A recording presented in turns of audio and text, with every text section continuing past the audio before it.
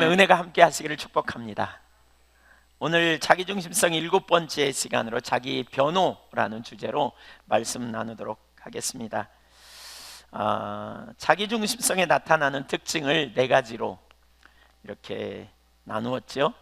첫째는 자기중심적인 가치관, 두 번째로는 자기를 과신하는 것, 세 번째로는 자기 관점으로 보는 것, 네 번째 자기 지혜, 이렇게 4가지를 우리가 그러니까 찾아볼 수 있다, 이렇게 나눴어요.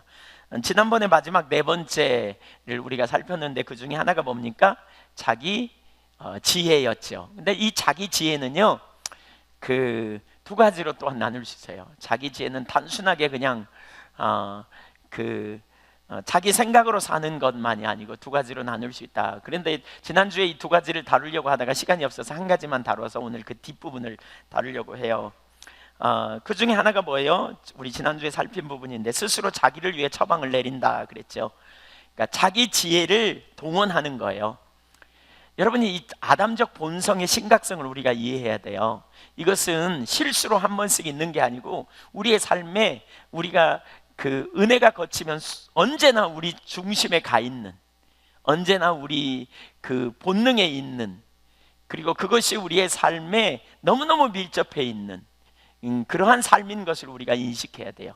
실수로 우리가 아담적 본성에 있는 게 아니라 내내 아담적 본성, 자기중심성에 머물러 있는 삶을 살고 있다는 걸 인식하는 게 얼마나 중요한지 몰라요.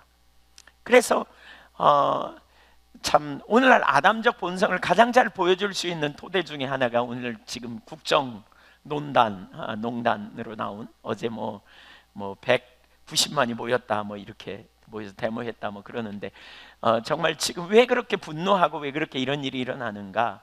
지금 나타나는 그 상황이 자기중심성의 전형적인 예들을 보여줍니다. 인생의 최고 가치 있다고 여겨지는 게 돈이나 권력을 가치 있다고 여기는 삶. 사실 하나님이 우리에게 보여주시는 참된 가치는 하나님을 아는 거죠.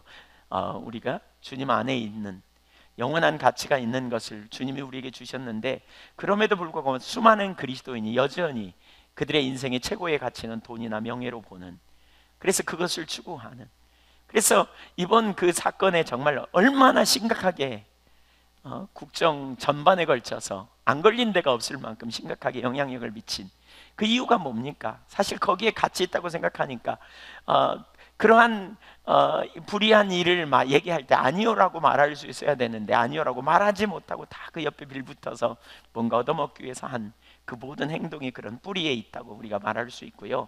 자기를 과신하기 때문에 피조물인 삶을 알지 못하고 정말 자기를 과신하고 자기 안에 뭐가 있는 것처럼 여기는, 그래서 복음의 능력을 상실해버리는, 그리고 또 우리가 우리의 현실을 자기 관점에서 바라보기 때문에, 내 눈으로 바라보고 내 시각으로 바라보기 때문에 자꾸 왜곡이 생기고 자꾸 문제가 생기고 자꾸 어려움이 오는 그런 일들이 반복적으로 우리 가운데 일어나는 것들을 우리가 경험하게 되는 것이지요. 경험하게 되는 이런저런 심각한 경향성을 갖는 문제들, 그리고 인간의 문제를 만날 때 이제 그걸 해결하기 위해서 자기 지혜를 스스로 엮어내는 것이지요. 어떻게 위기를 모면해 볼까, 어떻게 이 위기를 처리해 볼까 하고 이리저리 궁리하는 그런 자리에 가는 것이지요.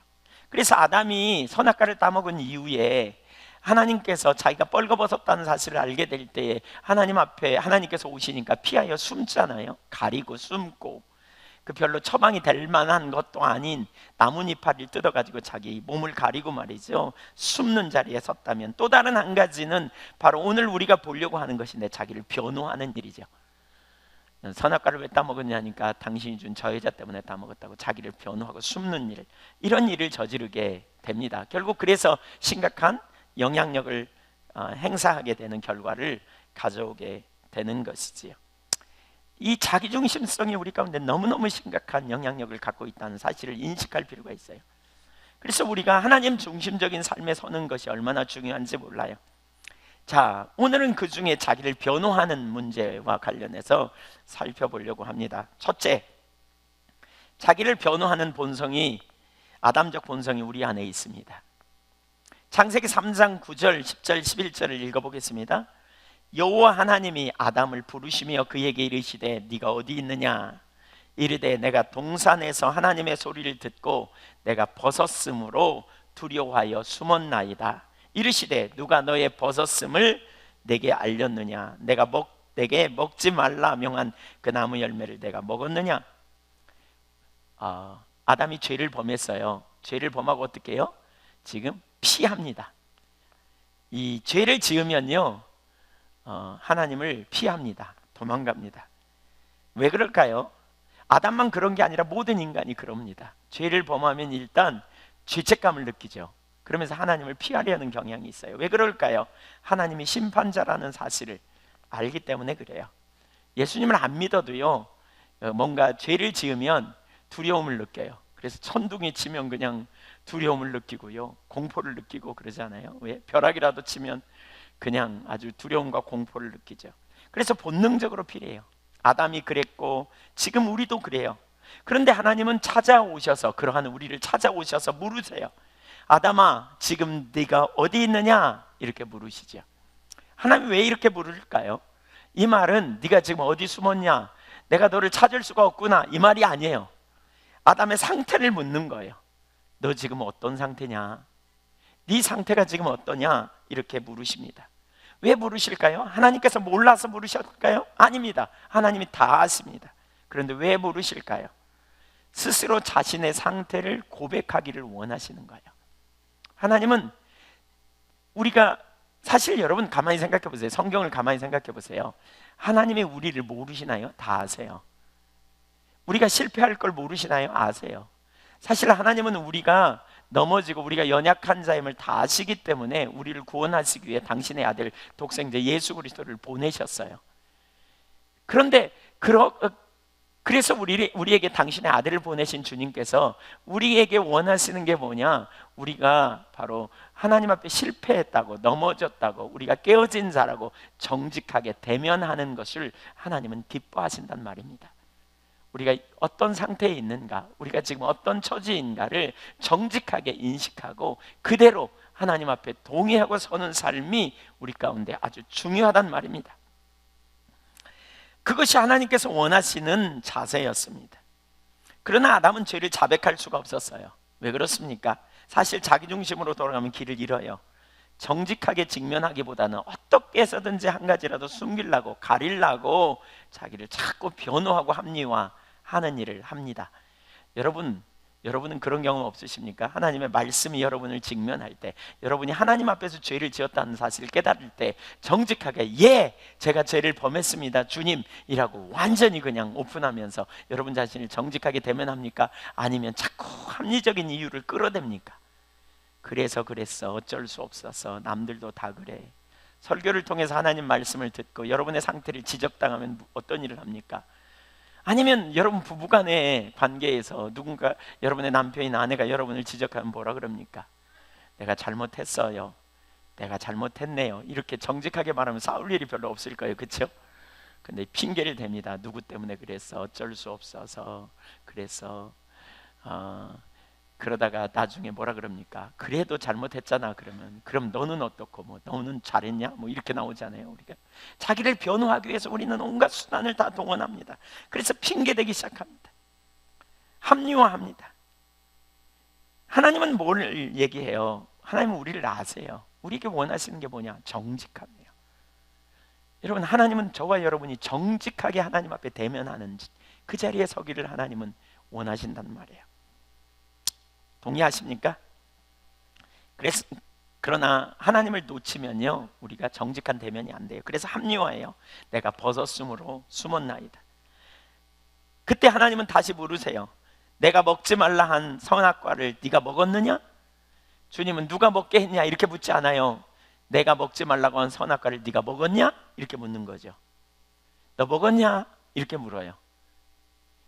예, 주님이 왜 먹었냐 이렇게 묻지 않아요. 누가 먹게 했냐 이렇게 묻지 않아요. 너 먹었냐? 이렇게 물어요. 뭘 요구해요? 예, 제가 먹었습니다, 제가 잘못했습니다, 이렇게 나오기를 원해요. 근데 지금 아담은 뭐예요? 핑계댑니다.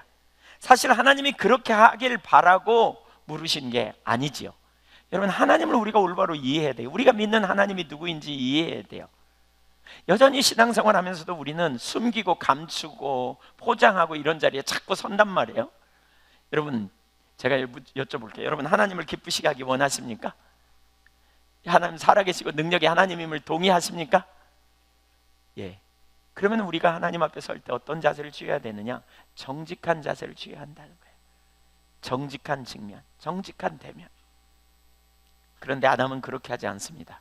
아담만 그렇게 하냐? 우리도 그 아담을 닮아가지고요, 그 아담의 피가 너무너무 끈적끈적하고 강해가지고요, 우리 속에 여전히 남아있어요. 그래서 얼마나 우리가 핑계를 잘 대는지 몰라요. 창세기 3장 12절에 보면 아담이 이르되 하나님이 주셔서 나와 함께 있게 하신 여자, 그가 그 나무 열매를 내게 주므로 내가 먹었나이다. 여호와 하나님이 여자에게 이르시되 네가 어찌하여 이렇게 하였느냐. 여자가 이르되 뱀이 나를 꿰므로 내가 먹었나이다. 이런 구절을 잘 보세요. 하나님이 주셔서, 네가 먹었냐 이렇게 물었더니 하나님이 주셔서 나와 함께 하게 하신 그 여자, 그가 그 나무 열매를 내게 주므로 내가 먹었나이다. 그냥 먹었습니다, 제가 잘못했습니다 이렇게 나오면 좋은데, 첫째는 누구 탓? 하나님 탓.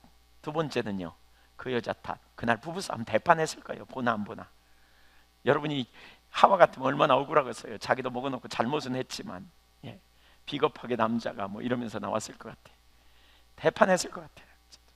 그랬더니 하와에게 물어. 그랬더니 뭐라 그랬어요? 뱀이 나를 유혹해서 내가 먹어버렸습니다. 결국 뭐예요? 뱀 탓, 뱀을 만든 하나님 탓. 그때 이후로 인간은 끊임없이 하나님 탓을 합니다. 하나님 탓. 오늘도 비슷해요. 사람들이 그렇게 말하죠. 이런 원망, 불평 이런 거 되게 많이 하잖아요. 예, 어떤 사람들은 창세기를 읽다가 그렇게 말해요. 난 하나님 잘 믿을 수가 없어. 왜냐하면 하나님이 왜 선악과를 에덴 동산에 둬갖고 말이야, 막 이렇게 말해요. 여러분, 선악과는요, 예, 에덴 동산 안에는 정말 많은 나무들이 있었을 거예요. 과실들이, 그렇죠? 많은 나무 열매가 있었을 거예요. 그 중에 하나를 먹지 말라는 거예요. 하나님은 왜? 하나님을 믿음으로 예배하는 하나님을 주인 되심으로 선택하라는 믿음의 선택을 하라는 거였어요. 수많은 나무 중에 한 그루 먹지 말라 그랬어요. 근데 그걸 찾아가고 따서 먹냐 그래. 그래놓고는 말해, 왜 나무를 뒀냐고요 거기다가, 이렇게 말하는 거죠. 그 시대나 이 시대나 너무나 똑같아요. 아담 이후 인간은 계속해서 자기를 변호하는 본성을 가지고 있어요. 그래서 하나님 앞에 정직한 대면을 하지 못하고 자기를 변호하는데 정말 익숙해요. 이런 현상은 하나님을 떠난 사람들이 공동적으로 나타나는 현상이에요. 제가 그 몇 년 전에 청년회 수련회에 가가지고, 청년회 이렇게 MT 가가지고 청년들에게 이렇게 질문한 내용이 있어요. 이렇게 질문했어요. 당신은 어린 시절 무언가 잘못을 저지르고 나서 다른 사람에게 들켰을 때 어떻게 했습니까? 여러분도 한번 생각해 보세요. 여러분이 어린 시절에 잘못을 했어요? 그러면 그때 어떻게 반응했는가? 여기 5가지 예제가 있어요. A번, 도망가서 숨는다. 도망가서 숨는다. B번, 다른 사람에게 책임을 전가한다. B번, 다른 사람에게 책임을 전가한다. C번, 잘못한 것이 없다고 잡아뗀다. D번, 달리 어찌할 수 없을 때만 인정한다. 2번, 모르고 그랬던 것처럼 책임을 진다. 여러분은 어떻게 하시겠습니까? 여러분이 어린 시절에 뭔가 잘못했어요. 그래서 다른 사람이 들켰을 때 어떤 반응을 보입니까? 도망가서 숨는다, 다른 사람에게 책임을 전가한다, 잘못한 것이 없다고 잡아뗀다, 달리 어찌할 수 없을 때만 인정한다, 모르고 그랬던 것처럼 책임을 진다. 정직하게 회개한다. F. 예. 청년들이 이렇게 저렇게 답변했어요. 그 중에 한 청년이 지금 서울에서 이제 학교 가고 결혼해가지고 이제 잘 살고 있는 어떤 청년 하나가 이렇게 말했어요. 저는요 다 해당되는 것 같아요. 어떻게 해당되는데 그랬더니, 제일 먼저 도망가서 숨는다. 그러다가 잘못한 것이 없다고 잡아뗀다. 그러다가 다른 사람에게 책임을 전가한다. 누구 동생 탓이라고. 그러다가 달리 어찌할 수 없을 때에만 인정한다. 그리고 모르고 그랬다고 그랬던 것처럼 책임을 진다. 여러분도 그렇게 비슷하죠? 남 얘기인가요? 비슷한 것 같아요? 예, 아담적 본성입니다. 이게 아담이 타락한 이후에 동일하게 이렇게 삽니다. 우리가 너무나 많은 경우에 동일하게 그렇게 합니다. 우리말 속담에 핑계 없는 무덤 없다 이런 표현 있잖아요. 자기를 보호하기 위해, 손해보지 않기 위해서 우리는 많은 거짓말을 열심히 해야 됩니다. 아마도 우리가 하는 거짓말을 모아서 책을 쓴다면 금방 책 한 권 쓰게 될 것입니다. 이것이 오늘날 우리의 모습입니다. 성경에도 이런 예들이 되게 많이 나와요. 몇 가지 예를 들어보겠습니다. 모세가 시내산에 올라갔을 때 이스라엘 백성들이 금송아지 만드는 장면이 출애굽기 32장에 나옵니다. 그것 때문에 하나님께서 진노하시죠. 그 상황에 모세가 내려와 보니까 사람들이 금송아지 앞에서 뛰놀고 있었습니다. 그 밑에 있는 지도자는 아론이었는데 그것을 본 모세가 아론에게 묻습니다. 도대체 어떻게 된 것인지. 32장 21절 이하를 보겠습니다. 모세가 아론에게 이르되 이 백성이 당신에게 어떻게 하였기에 당신이 그들을 큰 죄에 빠지게 하였느냐. 22절 읽으시죠. 아론이 이르되 내 주여 노하지 마소서. 이 백성의 약함을 당신이 아나이다. 그들이 내게 말하기를 우리를 위하여 우리를 인도할 신을 만들라. 이 모세 곧 우리를 애굽 땅에서 인도하여 낸 사람은 어찌 되었는지 알 수 없노라 하기에 내가 그들에게 이르기를 금이 있는 자는 빼내라 한즉 그들이 그것을 내게로 가져왔기로 내게 불에 던졌더니 이 송아지가 나왔나이다. 너무 웃기는 얘기 아니에요? 저들이 너무너무 악해가지고 나한테 금송아지 만들어 달라고. 신이 어디 있냐? 그래서 너희 금고리를 금부치를 가져오라. 그래서 금부치를 가져와서 그냥 불에 던졌대요. 그랬더니 빼보니까 송아지가 됐다는 거예요. 이렇게 핑계대고 있는 거예요. 지금 출애굽기 32장 4절에 보면요, 아론이요 그거를 틀에 부어가지고 금송아지 형상을 만들고 조각을 했어요. 정성껏 작품을 만든 거예요. 근데 지금 자기가 한 일이 보통 일이 아닌 거라는 사실을 깨닫게 될 때, 심각한 문제라는 걸 깨닫게 되었을 때 그는 그냥 불에 던졌더니 나왔습니다. 슬그머니 백성들 탓을 하고 자기는 그냥 별로 한 것이 없다고 그냥 던져놨더니 그게 나와버렸다고 그냥 이렇게 위기를 모면하고자 하나님을 속이는 말들, 이런 것들이 우리 속에 얼마나 뼛속 깊이 속에 있는지 몰라요. 그러니까 하나님을 떠나면 자기중심으로 돌아가고 그때부터 우리는 자기중심적 가치관을 가지고 있기 때문에 금방 자기의 위기를 모면하고 스스로 자기 인생을 보호하려고 하면서 자기를 변호하는 그러한 일을 하게 된다는 거예요. 스스로 살 길을 찾으면서 변호하는 일을 해요. 잘못을 모면하려고, 위기를 모면하려고. 사울의 모습, 전형적으로 사울은 자기중심성에 안 걸리는 부분이 없을 만큼 사울은 그 특징을 다 가지고 있어요.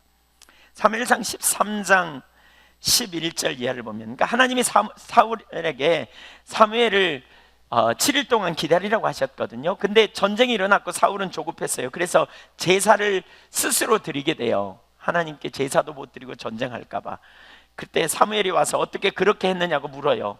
그때 이렇게 답합니다. 11절 사무엘이 이르되 왕이 행하신 것이 무엇이냐 하니 사울이 이르되 백성은 내게서 흩어지고 당신은 정한 나라 안에 오지 아니하고 블레셋 사람은 믹마스에 모였음을 내가 보았으므로. 여기 보세요. 모든 상황이 자기에게 불리하게 돌아갔다는 거예요. 그래서 어쩔 수 없이 제사를, 사무엘이 오기 전에 제사를 드렸다는 거예요. 뭐가 그러느냐? 백성은 흩어지고 600명의 군사를 모았는데 그 군사들마저 다 도망가기 시작해요. 또 당신은 정한 나라 안에 오지 아니하고 7일, 그러니까 이런 것 같아요. 사울은 7일 되자마자 그냥 제사를 지냈고요, 사무엘은 7일이 거의 끝나갈 때쯤 온 것 같아요. 그러니까 시차를 두고 이렇게 정한 나라에 오지 아니하고, 또 블레셋 사람은 믹마스에 모여서 언제 쳐들어올지 모르는 상황이고, 그래서 그렇게 했다는 거예요. 입장 바꿔 생각해 보라는 거예요. 당신 이런 상황이면 어떻게 하겠느냐고. 여기서 우리는 한 가지를 볼 수 있어요, 여러분. 나중에 뒤에 가서 나오지만, 그러니까 우리가 하나님을 따라가고 하나님 앞에 정직히 행하는 데 있어서 정말 중요한 한 가지 요소가 뭐냐? 믿음이에요. 믿음. 믿음이 없이는 우리가 정직하게 되면 하기가 어려워요. 이렇게 뒤에 나오지만 모든 상황이 불리하게 돌아가서 그는 하나님을 신뢰하지 못한 거죠. 하나님의 사랑이 사람이 그에게 물을 때에 그는 이렇게 고백했었어야 돼요. 사실은 제가 믿음이 없어서 그랬습니다. 이렇게 말했어야 돼요. 이게 정직한 거죠. 그런데 믿음이 없다는 말을 하지 않아요. 이 상황을 보라고 합리화하는. 하나님은 우리가 연약한 자임을 알아요. 하나님은 우리의 육신의 약함을 알아요. 그래서 우리는 믿음이 없다고 하나님의 눈으로 봤다면 그렇게 고백해야 정상이죠. 근데 그렇게 하지 않는다는 거죠. 이런저런 이유를 끌어대면서 당신 같으면 어떻게 했는지 생각해봐, 뭐 이렇게 나오는 것이지요. 결국 그는 어떻게 됩니까? 하나님을 신뢰하지 못하고 변호하느라고 결국 그는 하나님께 버림받게 되는데, 그의 이런 행위는 여기서만 끝나지 않습니다. 계속해서 그랬습니다. 사무엘상 15장에 보니까 하나님께서 아말렉 사람과 모든 짐승을 다 진멸하라고 말씀하셨어요. 그러나 사울은 선별적으로 순종하죠. 사울은 아각 임금을 살렸고 살찐 짐승들을 살려왔습니다. 곧 자기 욕심을 따라 행했습니다. 그는 자기를 위해 기념비를 세웁니다. 곧 자기 중심으로 돌아간 것입니다. 그래서 결국 불순종해요. 그러면서도 열심히 자기를 변호하고 있습니다. 자기 중심으로 돌아가면요, 쏜살같이 4가지 특징이 나타난다니까요. 자기 중심적 가치관, 자기를 과신하는 것, 자기 관점으로 돌아가는 것, 자기를 변호하는 자리로 가버려요. 그래서 열심히 변호해요. 처음에는 순종했다고 말하다가 나중에는 백성들 탓으로 제사 드리려고 했다고 이렇게 합리화하고 핑계댑니다. 사무엘상 15장 12절을 한번 보겠습니다. 사무엘이 사울을 만나려고 아침에 일찍 일어났더니 어떤 사람이 사무엘에게 말하여 이르되 사울이 갈멜리로 자기를 위하여 기념비를 세우고 발길을 돌려 길갈로 내려갔다 한지라. 자기를 위해 기념비를 세우는 그의 관심은 자기 영광이 있었습니다. 사무엘이 사울에게 이른즉 사울이 그에게 이르되 원하건대 당신은 여호와께 복을 받으소서. 내가 여호와의 명령을 행하였나이다. 그는 하나님의 명령대로 행했다, 이렇게 말해요. 20절, 사울이 사무엘에게 이르되 나는 실로 여호와의 목소리를 청종하여 여호와께서 보내신 길로 아말렉 왕 아각을 끌어왔고 아말렉 사람을 진멸하였으나, 이제 핑계대기 시작합니다. 21절, 다만 백성이 그 마땅히 멸할 것 중에서 가장 좋은 것으로 길갈에서 당신의 하나님 여호와께 제사하려고 양과 소를 끌어왔나이다. 제사 때문에 그랬다는 거예요. 백성들이, 그것도 내가 아니고.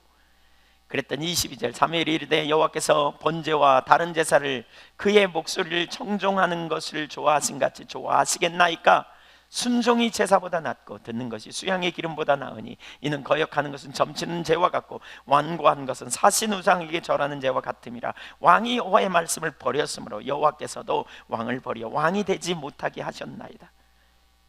그제서야 비로소 사울이 사무엘에게 이르되 내가 범죄하였나이다. 내가 여호와의 명령과 당신의 말씀을 어긴 것은 내가 백성을 두려워하여 그들의 말을 청종하였나이다. 비로소 그때서 따지니까 빠지 못해서 인정하는 거예요. 내가 사람을 두려워해서 그렇습니다. 백성들을 두려워서 그렇습니다. 백성들이 끌고 오는데 차마 말릴 수가 없었습니다. 그들이 나를 싫어하면 어떻게 해요? 그래서 내가 그랬습니다. 이렇게 말하는 거죠. 우리는 여기서 하나님이 어떤 분인가를 잘 배워야 돼요. 오늘 말씀을 통해서 하나님이 어떤 분인가를 여러분 배우셔야 돼요. 하나님은 어떤 분입니까? 하나님은 저와 여러분의 약함을 아십니다. 그럼에도 불구하고 그래서 사랑하는 독생자를 아끼지 않고 내놓으셨고 저와 여러분을 구원해 내셨습니다. 그래서 우리는 그 하나님 앞에서, 우리의 연약함을 아시고 우리를 구원해 내신 하나님 앞에서 우리가 어떤 자세를 취해야 되느냐? 바로 정직입니다. 정직하게 하나님 앞에서 우리 자신을 세워 놓을 수 있어야 합니다. 우리가 하나님 앞에 숨긴다고 한들 숨길 수도 없습니다. 그리고 그것은 곧 하나님을 멸시하는 행위입니다. 뒤에서 나오지만. 그러므로 말미암아 하나님의 택함받은 위대한 사람이 결국 하나님께 버림받는 자리로 가버렸지 않습니까? 아나니와 삽비라도 동일한 행동을 합니다. 사도행전 5장에 보니까 아나니아라 하는 사람이 그의 아내 삽비라와 더불어 소유를 팔아 그 값에서 얼마를 감추매 그 아내도 알더라. 얼마간 가져다가 사도들의 발 앞에 두니. 초대교회에 그런 일이 있어요. 가난한 자들이 많아요. 그러니까 가난한 자들을 위해서 좀 부유한 자들이 자기의 재산을 팔아서 가난한 자들에게 먹을 것을 돈을 나눠줘서 서로 유무상통하고 이렇게 먹게 됐어요. 그 중에 대표적으로 요셉이라고 하는 그 바나바로 더 알려진 요셉 아시죠? 그가 이 자기의 재산을 팔아 가난한 자에게 나눠주니까 그의 칭송이 자자해요. 그걸 본 아나니아와 삽비라가 어쩌면 자기들의 명예, 칭송받기를 원해서 땅값을 팔겠다고 말했던 것 같아요. 땅을 팔아서 내놓겠다고. 그런데 그렇게 하다 보니까 욕심이 생긴 거죠. 정작 드리려고 하니까 아까워. 그러니까 그 중에 일부를 싹 감춰. 근데 하나님이 누구예요? 다 아시죠? 하나님 모르시나요? 다 아시죠? 그래가지고 그 뒤에 일어난 일을 5장 3절에 보세요. 베드로가 이르되 아나니아 어찌하여 사탄이 네 마음에 가득하여 네가 성령을 속이고 땅값 얼마를 감췄느냐? 땅이 그대로 있을 때는 네 땅이 아니며 땅 판 후에도 네 마음대로 할 수가 없더냐? 어찌하여 이 일을 내 마음에 두었느냐? 네 마음대로 할 수 있지 않느냐? 안 팔아도 그만, 팔아도 그만이고 판 후에도 네 마음대로 할 수 있다. 근데 처음부터 다 한다 그랬다가 왜 거짓말하냐? 그 말이죠. 너는 사람에게 거짓말하는 것이 아니라 하나님께로다. 그래서 5장 5절에 아나니아가 이 말을 듣고 엎드려져 혼이 떠나니 죽어버렸다는 거예요. 사람들이 크게 두려워하더라. 무서운 이야기죠. 초대교회가 세워지는 가운데 하나님의 강한 임재 가운데 그 백성들의 기준이 높이 다루어지고 결국 교회를 정결케 하시는 일이 일어나요. 여러분 성경에 보면 이런 하나님과의 관계에서 죽는 사건이 3번 일어나죠. 예를 들면 하나님이 명하시지 않은 다른 불을 나답과 아비후가 드려서 성막에서 제사장을 세운 다음에 처음으로 드려지는 제사에 나답과 아비후, 처음이 아니고 그 다음에 드려진 제사죠. 나답과 아비후가 하나님이 명하시지 않은 다른 불을 들이다가 불이 나와서 죽는 사건이 있고요. 또 처음으로 가나안 땅을 점령해가지고 그 여리고성을 점령한 다음에 거기서 취한 모든 물건은 하나님의 것이라고 구별하라 그랬는데 아간이라고 하는 사람이 숨겼다가 죽임을 당하고요. 전쟁에서 대패하고요. 초대교회, 처음 교회가 흥왕하여 갈 때 교회가 어떤 질서 위에서 세워져야 되는지 하나님께서 그 질서 가운데 교회를 세우시는 가운데 그 교회가 부정직의 토대 위에 서니까 하나님이 그 성도들을 강력하게 다루시는 장면이 여기 나타나죠. 만약에 이런 일이 오늘날 교회 가운데 있다면요, 예수 믿을 사람 별로 없을 거요. 막 우리는 자주 막 상여를 매내야, 관을 매내야 될 일이 생길지도 몰라요. 그럼 그 시대는 그러고 왜 이 시대는 안 그럴까요? 이게 구약만 있으면 모르겠는데 신약 시대 초대교회에 있었던 일이에요. 왜 그럴까요? 여러분 하나님의 임재가 거쳐서 그래요. 그만큼 저는 참 무서운 얘기라고 생각해요. 여러분 보십시오. 여러분 주님을 기쁘시게 하기 원하십니까? 주님과 정말 동행하기를 원하십니까? 주님이 여러분의 상급이요 여러분의 방패이심을 믿으십니까? 그러면 주님 앞에 함께 있기를 원하잖아요. 주님께 더 가까이 가기를 원하잖아요. 그런데 거룩하신 그분은요 죄를 미워하세요. 특별히 거짓말, 그분 앞에서 뭔가를 가리우는 거, 이건 아주 치명적인 일이에요. 절대로 주님과 동행할 수 없어요. 절대로 주님의 은혜 가운데 함께 있을 수 없어요. 특별히 하나님 앞에서 뭔가를 가리려고 하는 자세, 이건 치명적인 일입니다. 이것은 정말 미련한 신앙입니다. 그런 상태로 신앙생활하는 거 미련한 일입니다. 하나님 앞에 우리는 투명하게 우리 자신을 오픈하는 자리에 가야 합니다. 저도 가끔 그런 제 모습을 봅니다. 제가 얼마나 철저하게 아담적 본성이 제 속에 있는지를 처절하게 깨달은 사건들이 몇 번 있는데 그 중에 하나가 그겁니다. 한 번은 학생의 수련회, 연합 수련회를 하게 됐는데 제가 모든 일을 이렇게 지시하는 리더의 자리에 있었어요. 그런데 어떤 일이 잘못됐나 봐요. 제가 그 일이 시작되기 전에 그러니까 그 집회를 하기 전에 준비하러 가는데 어떤 일이 잘못됐다고, 이거 누가 말했냐 막 이러면서 이제 추적을 해와요. 물어. 근데 딱 들으니까 제가 한 일이에요. 앉아서 기도하고 있는데요, 기도하다가 그 말을 들으니까요 제 속에서 무슨 생각이 나냐면, 나한테 오면 내가 뭐라고 말해야지, 그러면서 합리화하고 피하려는, 이렇게 말해야지, 다른 생각을 자꾸 만들어내는 제 모습이 보이더라고요. 그래서 내가 지금 뭐 하고 있는 거지? 아니 그 일의 책임이 저에게 온다 할지라도 그 책임이 막 엄청난 대가로 저에게 오진 않아요. 그냥 좀 잘못했다고, 내가 잘못 생각한 것 같다고 이렇게 수정하면 된다고 이렇게 말하면 될 만한 일이에요. 근데 어떻게 쓰든지 그것을 저의 책임으로부터 벗어나보려고 머릿속으로 엉뚱한 생각을 하고 있는 제 모습을 보면서 깜짝 놀랐습니다. 오늘날에도 우리는 끊임없이 하나님께서 모르시는 것처럼 그렇게 행하고 그렇게 살고 그렇게 변호하는데 얼마나 익숙한지 모릅니다. 때로는 변호하고 때로는 자기 이익을 위해 하나님을 의식하지 않은 채 죄를 범하며 사는 것, 그리스도인도 예외가 아닙니다. 현 시국을 보십시오. 자기 중심적인 삶의 전형적인 예들을 얼마나 볼 수 있는지. 하나님은 죄를 미워하십니다. 죄가 있는 상태에서 하나님과 친밀함이 불가능합니다. 여러분, 부부간의 관계를 생각해 보세요. 여러분의 남편이나 여러분의 아내가 여러분 모르게 핸드폰 문자를 딱 패턴 걸어놓고, 비밀번호 딱 해놓고 절대로 못 보게 가로막아요. 띵띵 뭐가 자꾸 오긴 오는데 절대로 안 봐. 혼자 화장실에서 쫙 보고는 모르는 척하고. 그럼 얼마나 궁금하겠어요. 그리고 하는 행동도 조금 이상해. 많이는 아니어도 조금씩 이상해. 그럼 얼마나 이상하겠냐고요. 근데 그냥 아무 비밀도 없이 그렇게 하는 게 아니라 실제로 어떤 사람과 모를 뭔가 썸씽이 있어가지고 문자가 와. 아내나 남편에게 들켜서는 안 될 문자가 와. 그런 문자를 보고 있다면, 그런 생각을 하고 있다면 그 부부관계가 친밀한 교제 관계일까요? 절대로 안 됩니다. 여러분, 우리 신앙은 하나님과 인격적 관계입니다. 내가 믿는 하나님 앞에 뭔가를 가리고 있다면, 뭔가를 감추려고 한다면, 변호한다면, 합리화한다면 우리 신앙이 어떻게 하나님과 친밀한 교제 가운데 설 수 있겠습니까? 이것은 참 어려운 일입니다. 제가 오늘 설교를 준비하면 참 어려운 일입니다. 여러분이 만약에 지금 시국에 연결돼서 검찰청에 들어가가지고 여러분이 검찰 앞에 서게 된다면, 여러분의 상황을 적나라하게 고백해야 된다면, 만약에 죄를 범해갖고 적나라하게 고백한다면 쉬울까요? 절대로 쉽지 않을 거예요. 그냥 원리적으로만 듣지 마십시오. 여러분의 삶에 적용해 보십시오.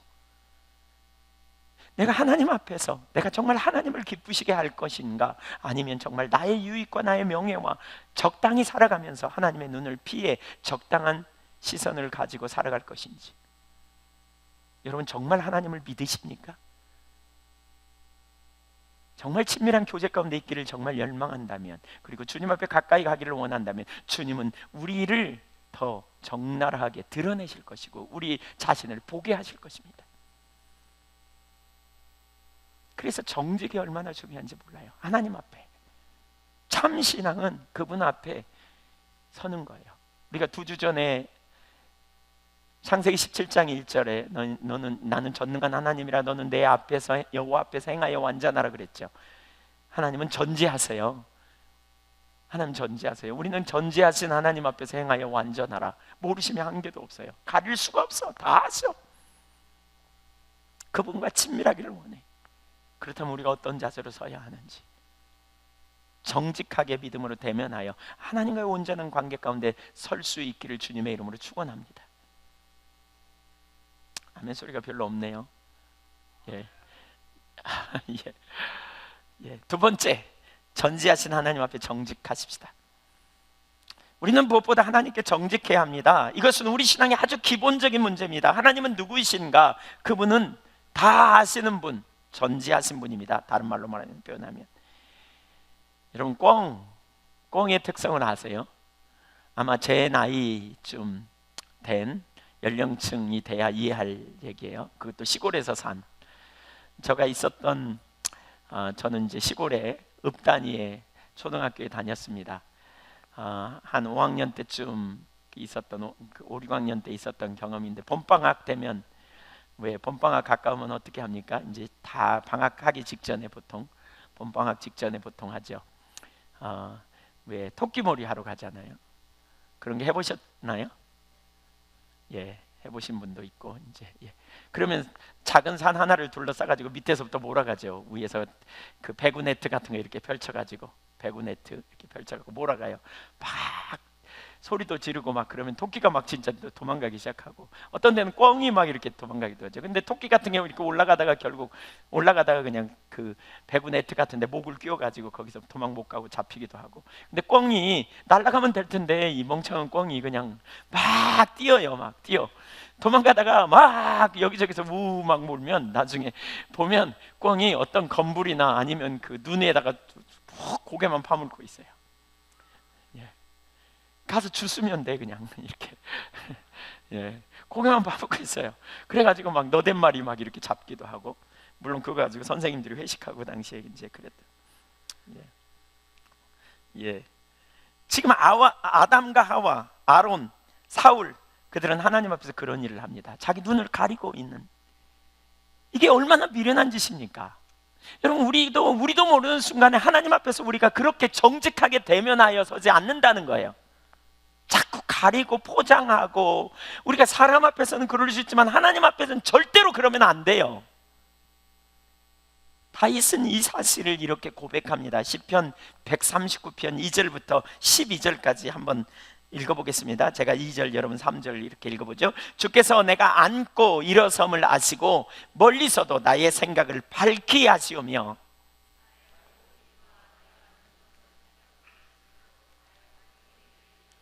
여호와여 내 혀의 말을 알지 못하시는 것이 하나도 없으시니이다. 이 지식이 내게 너무 기이하니 높아서 내가 능히 미치지 못하나이다. 내가 하늘에 올라갈지라도 거기 계시며 수월의 내 자리를 펼지라도 거기 계시나이다. 거기서도 주의 손이 나를 인도하시며 주의 오른손이 나를 붙드시리이다.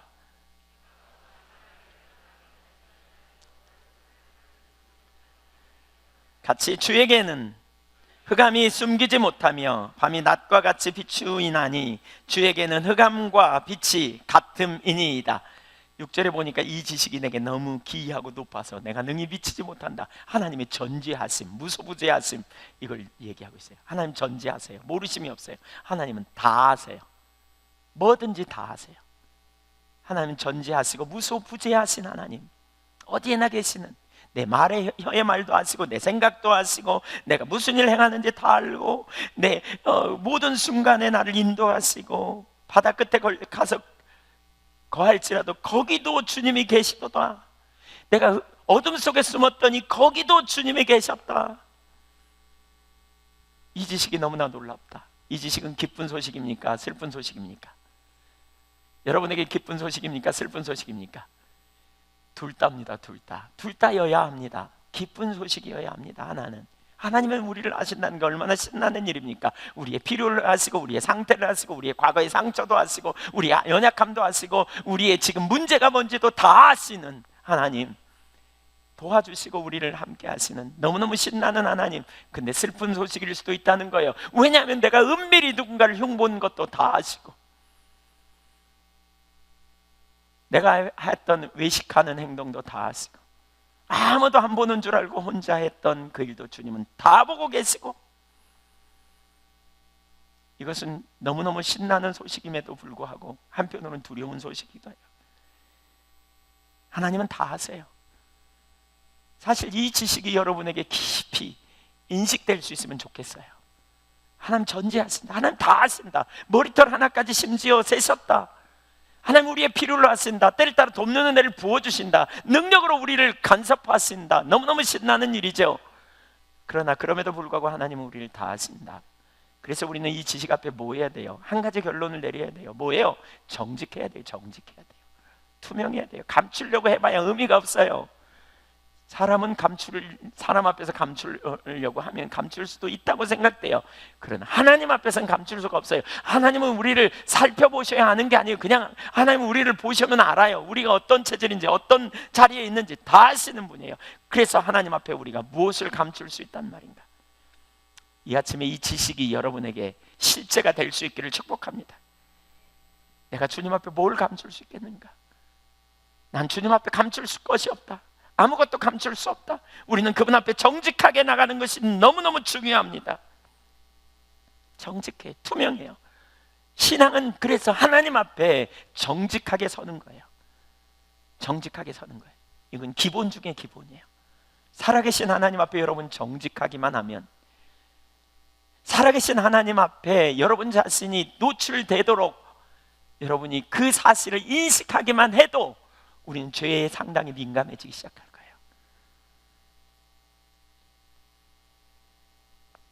여러분, 이것은 우리가 믿음으로 구원받는다는 말과 상관이 있는 게 아니에요. 이건 구원받은 하나님의 백성이 하나님과 온전한 관계성에서 정직하게 행하라는 걸 의미해요. 하나님을 존중히 여기는 자리에서. 그래서 다윗은 하나님께 정직했어요. 그래서 하나님은 다윗을 정직한 사람이라고 말씀하셨어요. 열왕기상 9장 4절을 보겠습니다. 열왕기상 9장 4절. 네가 만일 네 아버지 다윗이 행한같이 마음을 온전히 하고 바르게 하여 내 앞에서 행하여 내가 내게 명령한 대로 온갖 일에 순종하여 내 법대와 율례를 지키면, 여기 다윗이 행한같이 마음을 온전히 하고, 이 구절은요, 우선 그 배경이 있어요. 솔로몬이 성전을 건축해가지고 하나님께 제사를 드릴 때 하나님이 솔로몬의 제사를 이렇게 받은 다음에 주시는 거예요. 네가 만일 네 아버지 다윗처럼 네 마음을 바르게 하고 온전히 하여 여기 뭐죠? 명령한 모든 일을 행하면 너의 왕위를 길게 할 것이다. 계속될 것이다. 이 5절에 그렇게 표현하거든요. 너의 왕위가 계속될 것이다. 너에게 유업을 누리게 할 것이다. 너에게 주신 모든 약속이 계속될 것이다. 근데 여기 온전히 하다라는 단어가 영어로 말하면 인테그리티라는 단어입니다. 인테그리티. 영어를 아는 사람들은 이 단어가 해석하기 어려운 단어라는 뜻을 압니다. 이게 해석하기 아주 어려운 단어, 우리말로 잘 해석이 잘 안 되는 단어라 그래요. 그러니까 뭐냐, 쉽게 말하면 처음부터 끝까지 정직함이에요. 순전함이에요. 그냥 정직함이에요. 통전적 정직. 그러니까 네가 네 아버지 다윗처럼 네가 하나님을 인식하여 그분의 전지하심 앞에 정직하면, 그 말이에요. 순전하면, 깨끗하면 제대로 반응하는 거죠. 그렇게 되면 그 말이에요. 그러면 내 이스라엘의 왕위를 영원히 견고하게 하려니와, 하나님은 솔로몬에게 내 아비 다윗 행한같이 마음을 온전히 하고 바르게 하여라고 말합니다. 처음부터 끝까지 정직히 행하여 하나님의 길로 행하는, 이게 나다니엘의 순전, 나다니엘의 그 순전함이 바로 그러한 비슷한 맥락에서 주어진 말씀이죠. 다윗은 정직했어요. 여러분, 그의 정직함을 좀 우리가 조금 살펴봐야 돼요. 정직에 대해서 이해하려면 다윗을 이해해야 돼요. 이 두 가지로 볼 수 있는데, 그 중에 하나는 말씀 앞에 정직함입니다. 죄를 범했을 때 지적하는 말씀의 정직함. 그가 우리아의 아내 밧세바를 범한 한참 후에 나단 선지자가 왔습니다. 사무엘상 11장에 우리아의 아내 밧세바를 범하지 않아요? 우리 뭐 사무엘하 상하 강해를 했기 때문에, 얼마 전에 살펴봤기 때문에 알지만, 그러자 그는 즉시 하나님께 회개합니다. 사무엘하 12장 13절 보겠습니다. 다윗이 나단에게 이르되 내가 여호와께 죄를 범하였노라 하매 나단이 다윗에게 말하되 여호와께서도 당신의 죄를 사하였나니 당신이 죽지 아니하려니와. 매우 짧은 회개와 즉시 나단 선지자가 그에게 하는 말, 이게 함축적으로 요약되었다고 말할 수도 있어요. 그러나 그 앞뒤 문맥을 보면요, 사실 다른 구절들은 길거든요. 근데 이 구절은 아주 짧아요. 그걸 보면 뭐냐, 이 함축된 구절 속에 다윗의 회개는 정직한 회개였어요. 그래서 제가 이 주석을 찾아보니까, 페트라 주석을 찾아보니까 그 주석에 이렇게 말하고 있어요. 학자들이 이렇게 이 구절을 연구해서 말하는 거예요. 다윗의 회개는 참된 회개의 전형을 제시하는 바, 이제 그 특성을 살펴보면 곧 다음과 같다. 네 가지를 말하는데, 첫째, 다윗은 나단 선지자의 책망을 들은 즉시 회개하였다. 이는 사울의 경우와 달리 그가 선지자의 대언적인 말씀을 두렵고 떨리는 마음으로 받았다는 증거이다. 두 번째, 다윗의 회개는 매우 짧았다.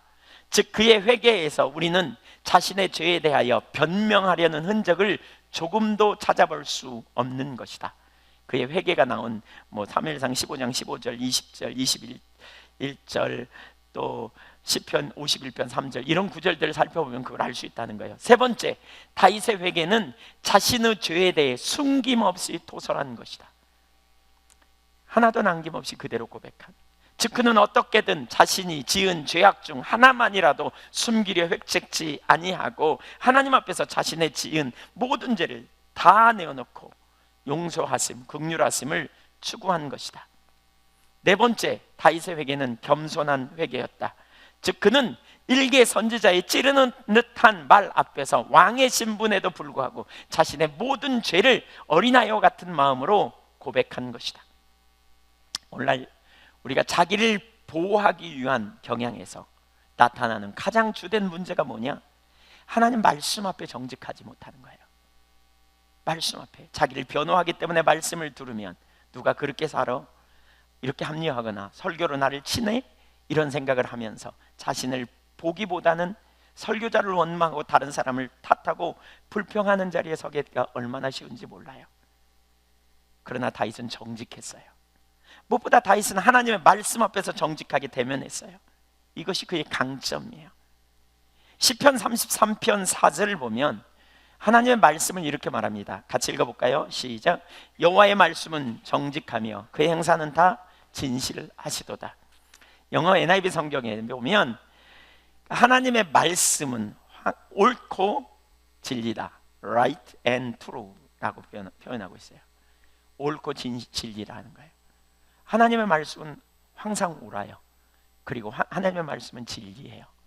여러분, 하나님의 말씀은 진리예요. 실수하지 않아요. 정직하고 옳아요. 그래서 우리는 그 말씀 앞에 정직하게 직면하는 자세가 필요해요. 하나님의 말씀을 들을 때 우리는 자꾸 변호하고 합리화하려는 경향성이 우리 속에 있음을 기억해야 돼요. 자꾸 왜곡된 눈으로 우리가 말씀을 대하려는 그런 자세가 우리 가운데 있다는 사실을 인식해야 돼요. 여러분, 이게 실수로 그러는 게 아니고요, 이게 우리의 본성 깊이 뿌리박혀 있는 것임을 인식해야 돼요. 한 번씩 우리가 잘못해서 가끔 그 자리로 가는 게 아니에요. 그런 경험 해보시잖아요. 하나님의 말씀을 들으면 자꾸 그러면 안 되는데 그러면서 그냥 넘어가잖아요. 여러분, 말씀을 들으면서 그러면 안 되는데, 아이고 내가 그렇게 살아야 되는데, 이건 이제 심각한 병에 걸린 거예요. 벌써 맞아요, 하나님 제가 그랬어요 라고 대면해야 되는데 그러면 안 되는데, 그러다가 뭐예요? 에이 그만 좀 하지, 똑같은 말 자꾸 하냐, 이렇게 나와요. 그러다가요, 에이 그렇게 누가 사나, 그러다가 에이 듣기 싫어 죽겠네, 결국 교회를 떠나. 정직하지 못해서 그래요. 무릎 꿇지 않으면요 자꾸 우리가 하나님을 떠나는 거예요. 그게 하나님을 떠나는 과정입니다. 전혀 그런 경험 없는 것처럼 앉아 계세요. 여러분도 그런 경험 있으신가요? 예, 저도 그런 경험이 있어요. 어떻게 아냐고요? 제가 과거에 많이 그래 봐서 알아요. 그런 경험이 많이 있어 봤어요. 하나님 말씀은 정직하고 옳아요. 말씀 앞에 정직하게 대면하십시다. 그런 자세가 없으면 절대로 변화되지 않습니다. 말씀의 기능은 우리의 마음의 상태를 드러냅니다. 우리의 마음과 생각을 감찰하십니다. 왜요? 돌이키게 하려는 것입니다. 돌이키게 하려는. 정직하게 어린아이처럼 대면하고 서야 합니다. 세 번째, 정직은 하나님과 친밀함을 가져옵니다. 아담아 네가 어디 있느냐 라고 물으시는 것처럼 말씀을 통해 우리 자신을 부르십니다. 그러나 자기 합리화에 빠지면 정직하게 직면하지 않고 핑계대기 시작합니다. 그렇게 되면 하나님과 관계가 깨집니다. 하나님과 친밀한 교제 가운데 있을 수 없습니다. 그래서 정직한 자에게는 친밀함이 있어요. 잠언 3장 32절 볼까요? 대저 패역한 자는 여호와의 말씀을 여호와의 미워하심을 입거니와 같이 읽어요. 정직한 자에게는 그의 교통하심이 있으며, 여기 그의 교통하심이라는 말은 소드라는 말입니다. 헬라어로. 이 말은 여호와가 주재하는 원탁에 들어간다, 그 말이에요. 이런 얘기예요. 정직한 자에게 하나님과 친밀함이 있다. 바꿔 말하면 정직하지 못하면 하나님과 친밀함이 없다. 여러분, 하나님과 친밀하고 싶으세요? 그러려면 말씀 앞에 정직하게 대면해야 돼요. 변호하지 않아야 돼요. 합리화하지 않아야 돼요. 하나님의 말씀 앞에 정직하게 자신을 살펴보고 그 앞에 무릎 꿇는 자세가 되어야 돼요. 다윗이 바로 그런 자세를 가졌어요. 다윗이 그 자세를 가지고 하나님 앞에 정직하게 대면하고 섰어요. 그래서 그에게는 하나님의 친밀한 교제가 있었어요. 친밀한 교제를 누렸던 비결이 뭔지 보세요. 그걸 다른 말로 말하면 하나님을 경외함이에요. 하나님과 친밀한 교제가 하나님을 경외함이라고요. 두려워하는 거라고요. 다윗은 하나님을 두려워했어요. 살아계신 하나님 앞에서 두려워했어요. 전지하신 그분 앞에서 있었단 말이에요. 그래서 무슨 일을 결정하든지 무슨 일을 행하든지 전지하신 하나님, 전지전능하신 주님 앞에서의 삶을 선택하는 거죠. 그래서 시편 25편 14절에는 이 친밀한 자에게 교통하심이 있는 것처럼 전지하신 자에게도 그 친밀함이 있어요. 25편 15, 14절을 같이 읽어보겠습니다. 시작.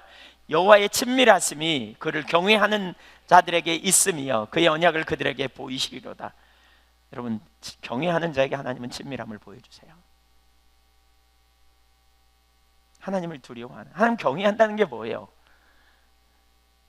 하나님 살아계시고 전지하신 하나님이심을 인식하고 그분 앞에 서는 거예요. 순간순간. 정직함. 이 정직함이 여러분에게 있기를 축복합니다. 사실 여러분 있잖아요. 이 정직함은 신앙의 모든 부분에서 우리에게 필요해요. 우리가 기도할 때 하나님 앞에 나갈 때 이 정직함이 필요해요. 정직함이. 어떤 분은 이 정직함의 범위를 좀 넓게 생각할 필요가 있어요. 이 기독교 영성의 대가들, 소위 이런 분들의 책을 읽어보면요, 재밌는 에피소드가 참 많아요. 근데 우리는 이걸 믿음이라고 생각하거든요. 막 힘들어도 막 하나님 앞에 안 힘든 것처럼, 하나님 힘들어도 제가 참을래요, 하나님 제가 막 이런. 그리고 하나님 하나도 안 감사해. 속에 불이가 막 속이 터져. 근데 감사합니다, 감사합니다. 이거 정직한 게 아니에요. 있는 그대로 가지고 가는 거예요. 그러니까 십자가의 성 요한이라는 사람, 또 아빌라의 테레사, 이런 분들은 굉장히 유명한 분이에요. 근데 아빌라의 테레사는 수녀예요, 여자분. 근데 유명한 하나님과의 친밀한 교제를 누렸던 이런 사람 중에 한 사람인데, 아빌라의 테레사가 어느 날 이런 그의 그 삶에 이런 일이 있었어요. 그가 노년에 나이 많은 할머니였죠. 근데 그가 폐렴에 아닌가 독감에 걸려가지고 고생하고 있는데, 이제 이웃 수도원에 이렇게 개원을 예배를 하게 됐어요. 근데 사흘길을 가야 돼요. 그 당시에 마차 타고 가야 되니까 사흘길을 가야 되는 거리예요. 그래서 갈라 그러니까 의사가 안 된다고, 가면 폐렴 걸린다고, 큰일 난다고, 그래서 안 갈기로 작정하고요. 그날 밤에 기도하는데 하나님이 내가 함께 할 테니까 가라고 이렇게 말씀하세요. 그래서 그 말씀을 따라 이제 가요. 하루 길을 가고 두 번째 날, 근데 막 폭우가 쏟아져요, 비가. 그래가지고 이렇게 쉬는데 그 밤에 가야 돼. 어떤 다리를 넘어가야 돼. 근데 문제는 그 다리가 끊어져 버렸어요, 비가 넘어가지고. 그래가지고 임시 이렇게 다리를 만들어요. 그래서 거기를 건너가야 돼요. 근데 다른 사람들은 이제 잘 건너가는데 그분은 이제 나이도 먹고 힘도 없고, 그러니까 마차를 타고 건너가야 되는데 그래서 안 갈라 그러는데 기도했더니 하나님께서 내가 너와 함께 한다. 그러니까 염려하지 말고 건너가라. 함께 할 테니까 가라 그래요. 그래서 밤중에 이제 그 길을 건너가요. 다리를 건너가요. 근데 건너가다가 진흙통에 빠져가지고는 이 마차가 뒤집어져 버렸어요. 그래가지고 그냥 옷이 다 흠뻑 젖어버린 거예요. 그래가지고 겨우 사람들에 의해서 그 물에서 건져가지고 이렇게 옷을 말리면서, 생각하니까 너무 그러잖아요. 그러니까 아빌라의 테레사가 이렇게 기도하면서 하나님 함께 하신다는데 이게 뭐예요? 그랬더니 하나님이 그러시더라는 거예요. 나는 친한 사람한테 종종 그런 일을 해. 그러니까 아빌라의 테레사가, 그러니까 하나님 친한 사람이 없어요. 하나님 주변에 친한 사람이 없어요. 그러면서 그런 말, 사실 알려진 분이거든요. 그런 분이 그런 말을 한다는 게 너무, 어떻게 보면 참 안 맞아요, 우리 생각에는. 무슨 얘기예요? 자기가 속상할 때 속상한 얘기를 털어놓는 거예요. 힘들 때 힘든 얘기를 털어놓는 거예요. 여러분, 욥기를 보면요, 욥기는 1장과 2장 볼 때는 은혜가 됩니다. 42장 가면 엄청 은혜가 됩니다. 근데 그 3장 이하를 보면서 이제 4장쯤 가면요, 우리 눈으로, 우리말 성경은 부드럽게 써져 갖고 잘 몰라요. 근데 원어를 보면요, 제가 욥기를 연구했거든요. 대학원에서 논문 썼거든요. 원어를 보면, 그래서 욥기를 이렇게 사역한 걸 보거나, 그래서 공동 번역 같은 걸 보면 욥이 얼마나 하나님 앞에 막 나온지 몰라요. 하나님 재판해 봅시다, 누가 옳은지 막 이렇게 나와요. 하나님 어떻게 이렇게, 하나님 불의하신 것 같습니다, 불의하신 것 같습니다, 어떻게 이런 일을 할 수 있습니까? 막 이러면서 막 따지고 들어요. 근데 욥기 42장에 보면 재밌는 표현이 있어요. 욥의 친구들의 말보다 욥이 더 완전하다는 거예요. 욥이 더 완전하대.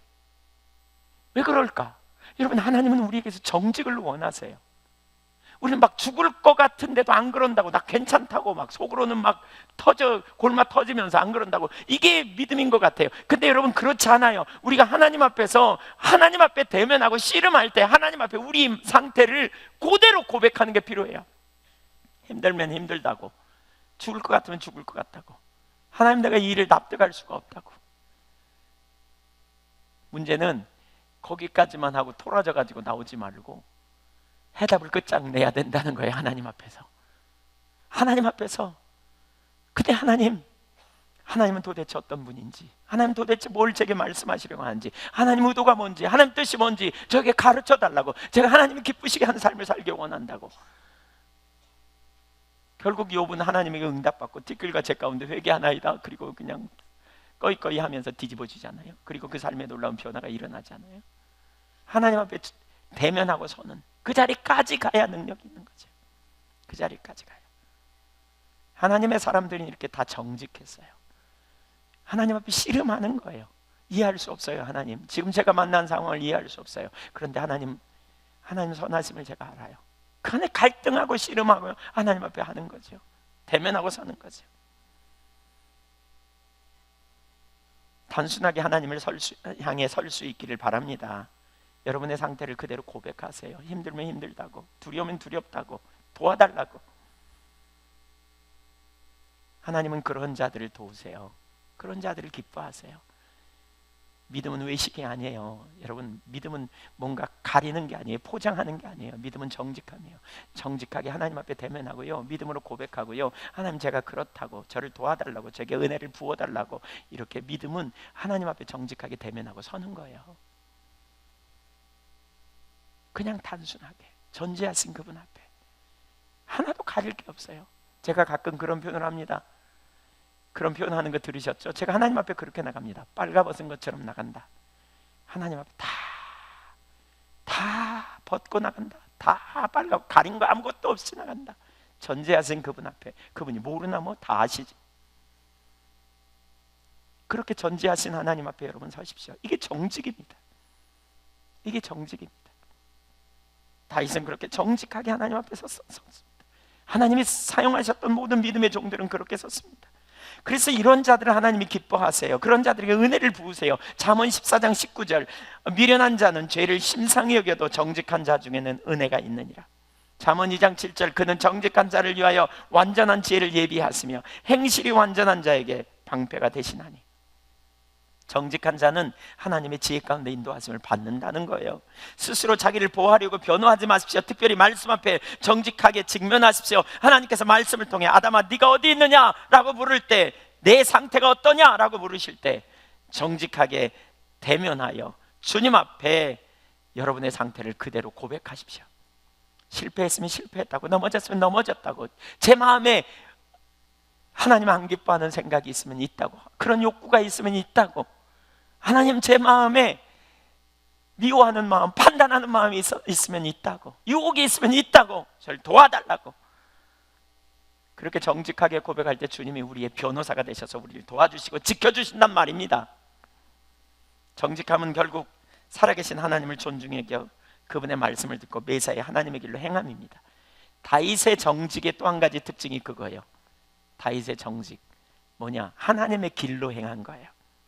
신명기 13장 18절 보세요. 네가 만일 내 하나님 여호와의 말씀을 듣고 오늘날 내가 내게 명하는 그 모든 명령을 지켜 내 하나님 여호와의 목전에 정직을 행하면 이같이 되리라 그랬죠. 여기 뭐라 그랬어요? 여호와의 목전에 정직하게 되는 것은 말씀을 듣고 명령을 지키는 것이다, 이렇게 말합니다. 그래서 다른 번역은 여호와 보시기에 의로운 일을 행하면, 이런 표현을 해요. 여호와 보시기에 의로운 일을 행하면. 정직은 단순히 마음 안에 있는 혹은 입술에 있는 문제만이 아니에요. 하나님의 길로 행하는 거예요. 열왕기상 19장 5절, 15장 5절을 보겠습니다. 같이 읽어보죠. 시작. 이는 다윗이 햇사람 우리아의 일 외에는 평생에 여호와 보시기에 정직히 행하고 자기에게 행하신 모든 일을 어기지 아니하였습니다. 다윗은, 하나님이 이렇게 말하죠. 우리아의 일 외에는 여호와 보시기에 정직히 행하였다. 우리가 앞에서 우리아의 일도 다윗은 정직하게 행했다, 정직하게 처리했다, 그걸 살펴봤잖아요.